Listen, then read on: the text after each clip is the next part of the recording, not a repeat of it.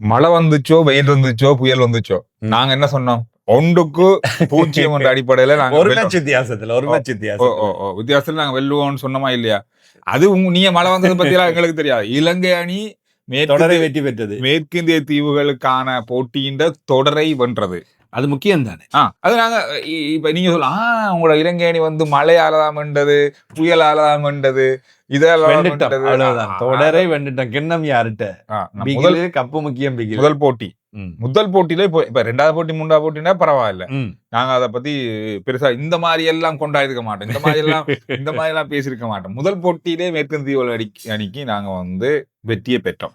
இதுதான் எங்களுடைய வரலாறு. நாங்கள் வெற்றி பெற்றுவோம், ஒரு வெற்றியை வச்சுக்கொண்டு நாங்க கொண்டாடுவோம் ஒரு வருஷத்துக்கு. இப்ப நாங்க இந்த மேற்கிந்திய இப்ப புது நிர்வாக குழு புது எல்லாம் மாத்தி டீமிலையும் ஒரு சில சின்ன சின்ன மாற்றங்கள் பண்ணி அணித்தலைவர் எல்லாம் மாறி இந்த மாதிரி நிறைய விஷயங்கள் வந்தது பிறகு முதல் போட்டியிலே வென்றிருக்க வேண்டாம்.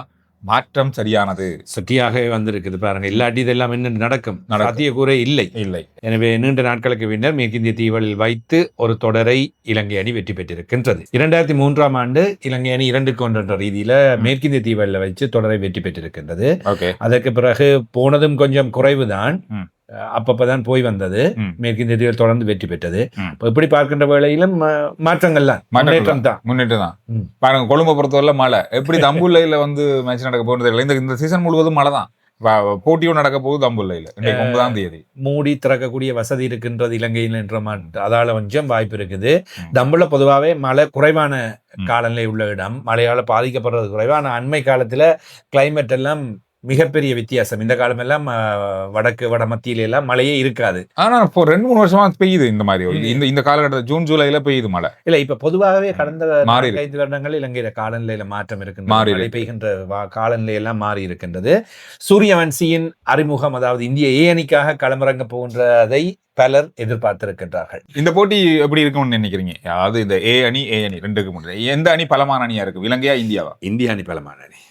இந்தியாவின் தேசிய அணிக்கு விளையாடுகின்ற வீரர்களும் பலர் அங்கே வந்திருக்கின்றார்கள். திலக் வர்மா அணியின் தலைவர், சூரியவன்சியின் வருகை, அதே போன்று விளையாடுகின்ற அடுத்த கட்ட வீரர்கள். நாங்கள் எப்பவே சொல்லிக் கொண்டிருக்கோம், இந்திய அணி 1-2 இல்ல ஒரு 5 அணியை கொண்டு வந்தாலும் 5 அணியும் பலமானதாகத்தான் இருக்கும், தேசிய அணி தான் இருக்கும். இலங்கை அணியை பொறுத்தவரையில் இலங்கை அணியின் வீரர்கள் திறமையினை எவ்வாறு வெளிக்காட்டப் போகின்றார்கள், இதுதான் முக்கியமாக இருக்கின்றது. நான் எதிர்பார்த்திருக்கின்ற இருவர் குகதாஸ் மாதுலன், வியாஸ்காந்த் இருக்காங்க டீம்ல. 2 பேரும் அநேகமாக விளையாடுறதுக்கு. இதுல ஒரு விஷயம் சொல்லலாம். இப்ப நிறைய பேர் வந்து தமிழ் வீரர்களுக்கு, சிறுபான்மை வீரர்களுக்கு வாய்ப்பு கொடுக்கலன்ற பெரிய குற்றச்சாட்டு தான். இப்ப இவங்க 2 பேருக்கு வாய்ப்பு கொடுத்துருக்காங்க. ஏ அணியில இவங்க சரியான முறையில செய்யலன்னு சொன்னா இப்ப விமர்சனம் செய்யறவங்களோட நிலைமை என்ன? இல்ல இதைத்தான் நான் சொல்லிக் கொண்டே இருக்கிறேன். இப்ப நேற்று இன்னொரு உதாரணம், எமர்ஜிங் டீம் மேற்கிந்திய தீவுகளோடு விளையாடி கொண்டிருக்கின்றது. சாருஜனுக்கு அங்கே வாய்ப்பு கிடைத்தது. இன்னும் ஒரு வெறும் விக்கெட் காப்பாளர், துடுப்பாட்ட வீரர், இடதுகர துடுப்பாட்ட வீரர்.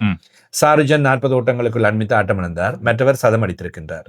அவருக்கு 22 வயது, சாருஜனுக்கு 20 வயது. நான் அதை பார்த்துவிட்டு உள்ளூர் போட்டிகளை தேடி பார்த்தால் சாருஜனிலும் பார்க்க மற்ற அந்த வீரருக்கு அதிகமான ஆவரேஜ் இருக்குது.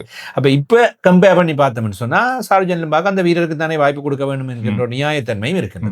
எனவே நம்மவர்கள் செய்து காட்டிக்கொண்டே இருக்க வேண்டும். ஒரு போட்டியில் 2 போட்டியில் நாங்கள் செய்துவிட்டு எங்களுக்கு வாய்ப்பு கிடைக்கவில்லை என்று புலம்புகின்ற நிலைமை இருக்கின்றது. அது மாற வேண்டும். எனவே என்ன பொறுத்தவரையில் வியாஸ்காந்த் தொடர்ச்சியாக வாய்ப்புகளில் கிடைக்கின்ற நேரம் எல்லாம் பிரகாசித்துக் கொண்டிருக்கின்றார்.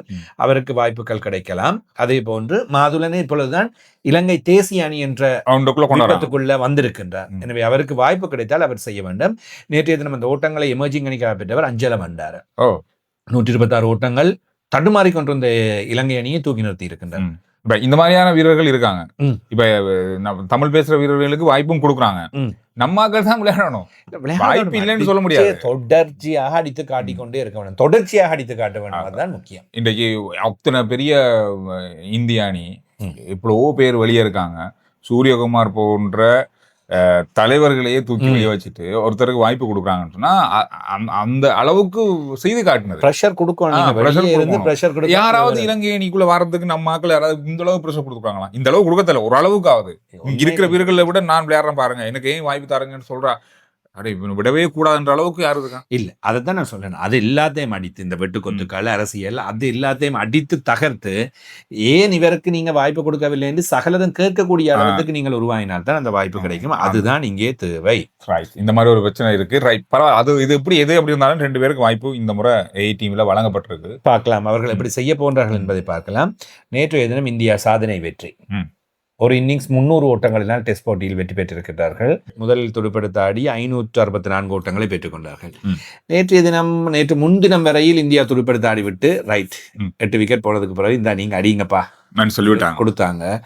152 தான் முதல் இன்னிங்ஸ்ல அடிச்சாங்க. சரி, முதல் இன்னிங்ஸ் தான் ஒரு மாதிரியா போச்சுன்னு பார்த்தா இரண்டாவது இன்னிங்ஸ்லயும் முடிஞ்சு போச்சு கதை. ஆப்கானிஸ்தான் அணி யோசிச்சிருக்கு, பேசாம இருந்திருக்கலாம். நாம ஆப்கானிஸ்தான் இம்ப்ரூவ்மெண்ட். இந்தியாவுக்கும் ஆப்கானிஸ்தானுக்கும் தான் முதலாவது டெஸ்ட் மேட்ச் ஆப்கானிஸ்தான் நடந்தது இந்தியாவில், பெங்களூர்ல. அப்ப விளையாடின டைம்ல 2 நாள்ல மேட்ச் முடிஞ்சது. இப்ப 3 நாள், ஒரு நாள் கூட்டி இருக்காங்க. அப்ப அவங்க இம்ப்ரூவ் ஆயிருக்காங்க.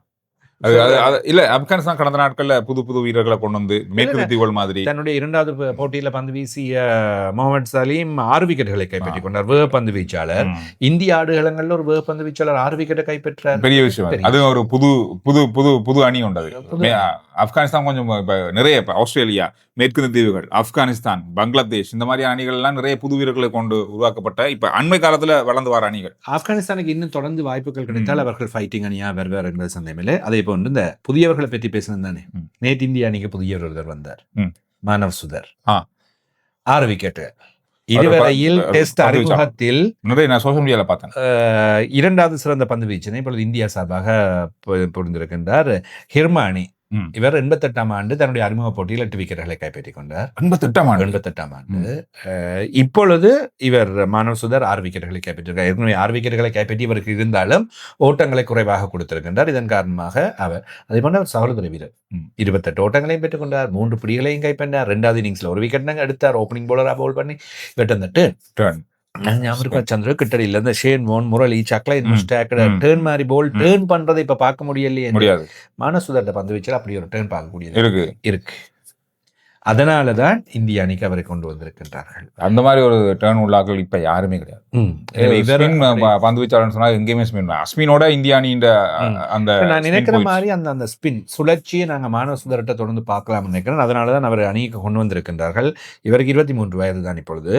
முதல் தர போட்டிகள்லையும் 30 போட்டியில 136 விக்கெட்ஸ் எடுத்திருக்கிறார். நல்ல பந்து வீச்சு, துடுப்படுத்த ஆடக்கூடியவர். கிடைத்த வாய்ப்பை சரியான முறையில் பாவித்து காட்டியிருக்கின்றார். இதைத்தான் நம்ம எப்ப எல்லாம் உங்களுக்கு வாய்ப்பு கிடைக்குதோ டாப் பெர்ஃபார்மன்ஸா காட்டணும். இன்றைக்கு நடக்க போற போட்டியை பற்றி நாளைக்கு பேசலாம். இந்தியா இலங்கை என்ன மழை இல்லாமல் நடந்து முடிஞ்சா சூரியவன்சி அதிரடி நிகழ போதா அல்லது சூரியவன்சி அதிரடி நாங்க பேசிக்கொண்டிருக்க இலங்கை வீரர்கள் சூரியவன்சியை உருட்டி எடுத்து விடுவார்களா இன்னும் தெரியல. இப்படி எல்லாம் நம்மாக்கள் ஏதோ ஒரு இன்னமாவது ஒரு வழியில அத என்ன சொல்றது, ஒரு போட்டியை வச்சுக்கொண்டு நாங்க ஓடுறாங்க. அந்த மாதிரி கூட நடக்கலாம். ஹைப், ஓவர் ஹைப் இருக்குதானே, அதுவும் அவ்வளவு நல்லது இல்ல. ஓவர் பிரஷர் ஆகிருமது, அது அவ்வளவு நல்ல விஷயம் இல்ல. அந்த வீரருக்கு அது நல்லது இல்ல. எனவே அந்த ஹைப் ஓவரா போய் கொண்டு கேட்க அந்த பிரஷர் ஒன்று வரும். எனவே அந்த பிரஷரையும் சின்ன வயசு வேற, அதை எப்படி ஹேண்டில் பண்ண போறாருன்றது பார்க்கலாம். இன்றைய போட்டிக்கு பிறகு நாங்க நாளைக்கு பேசுவோம்.